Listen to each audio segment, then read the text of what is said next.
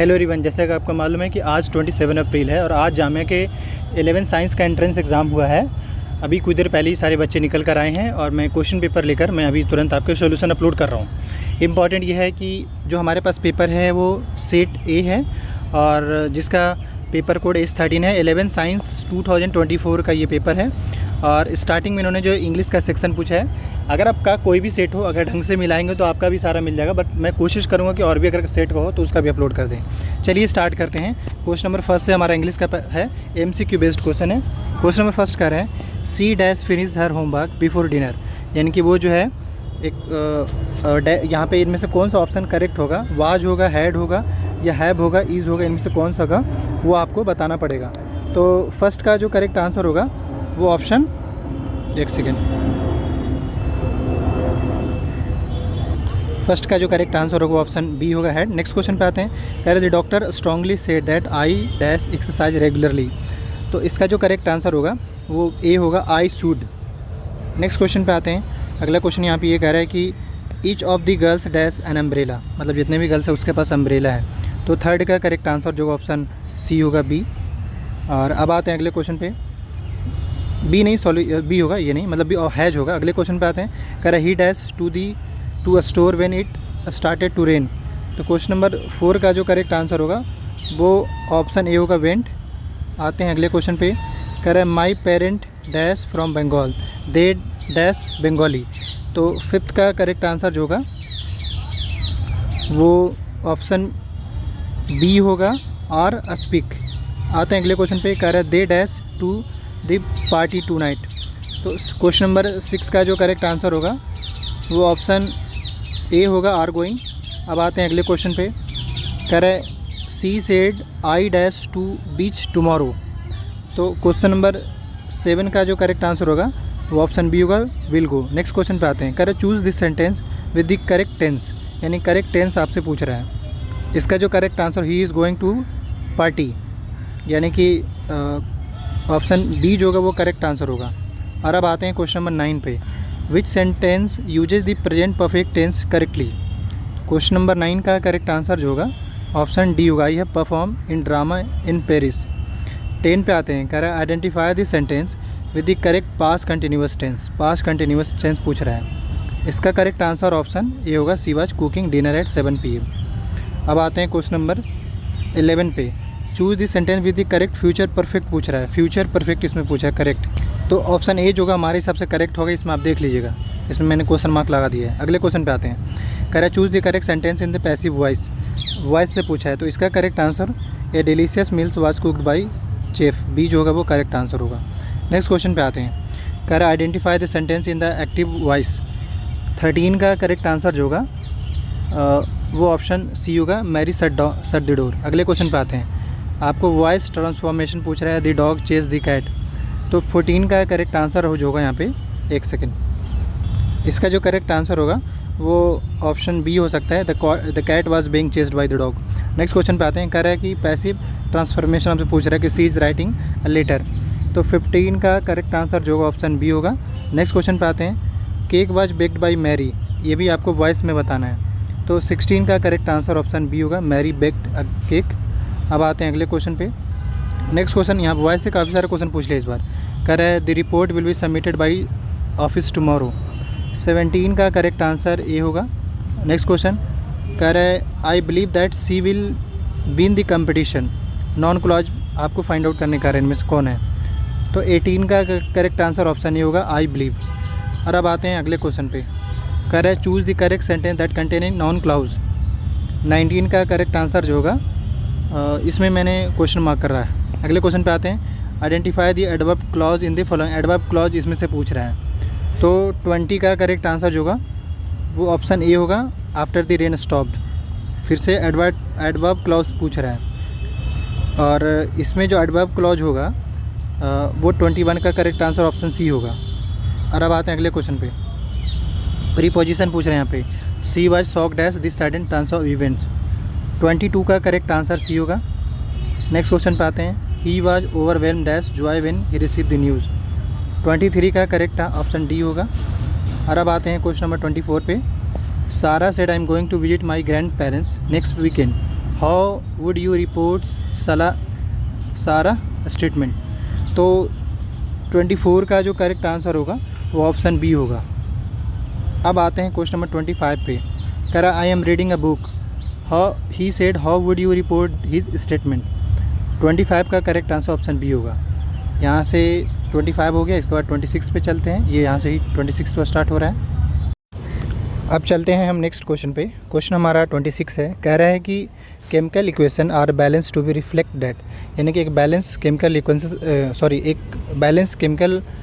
Equation से हमें क्या पता चलता है।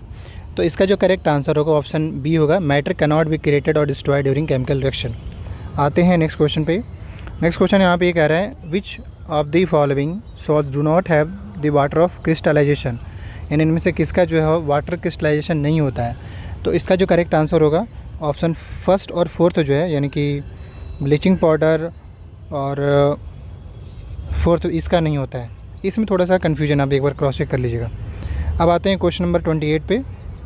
क्वेश्चन नंबर 28 पूछ रहा है कि hetero atoms present in CH3 CH2O CO2 CS2Cl।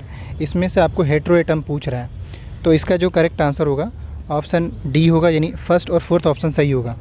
आते हैं अगले क्वेश्चन पे।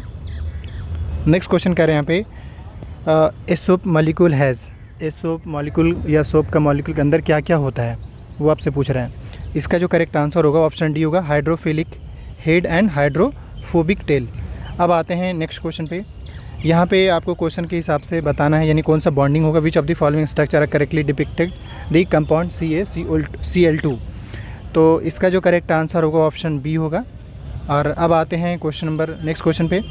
अगला क्वेश्चन कह रहा है electrolysis of water is a decomposition reaction, the mole ratio of hydrogen and oxygen gases liberated during electrolysis of water किस रेशियो में इलेक्ट्रोलाइसिस होता है। तो इसका करेक्ट आंसर होगा ऑप्शन बी, 2:1 के रेशियो में होता है। आते हैं नेक्स्ट क्वेश्चन पे। अगला क्वेश्चन कह रहा है absence of tartaric acid in baking powder makes the taste of cake bitter due to the presence of which. तो इसका जो करेक्ट आंसर होगा वो ऑप्शन बी होगा, सोडियम कार्बोनेट की वजह से। आते हैं अगले क्वेश्चन पे। नेक्स्ट क्वेश्चन कह रहे हैं यहाँ पे in which of the following form to electrovalent compound conduct electricity.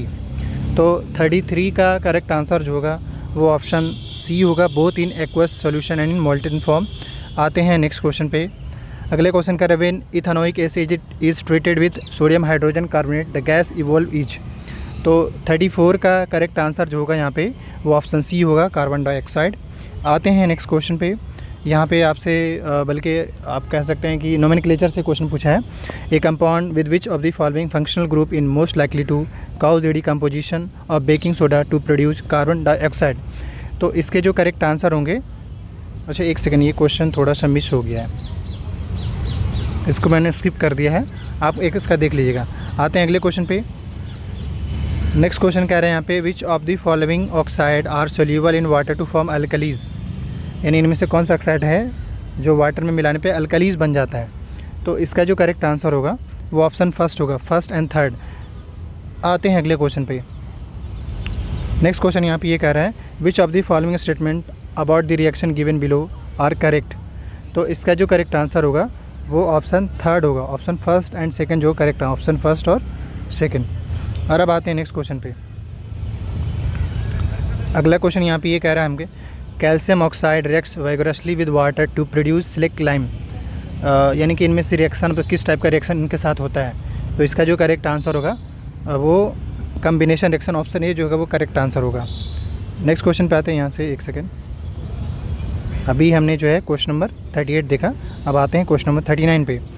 कह रहा है 10 ml of solution of sodium hydroxide is found to be completely neutralize by 8 ml of given solution of ACl। If we take 20 ml of same solution of sodium hydroxide the amount of ACl solution required to neutralize, कितना amount की ज़रूरत पड़ेगा।